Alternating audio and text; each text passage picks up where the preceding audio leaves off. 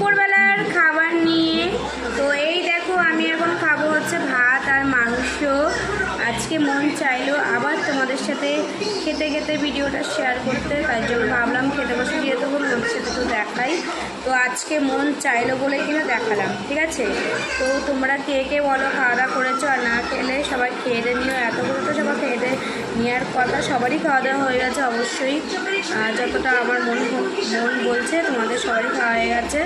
তো আজকে চলে আসলাম অনেকদিন পরে খাবার নিয়ে, সবাই শুদ্ধই খেতে বসেছি আজকেও।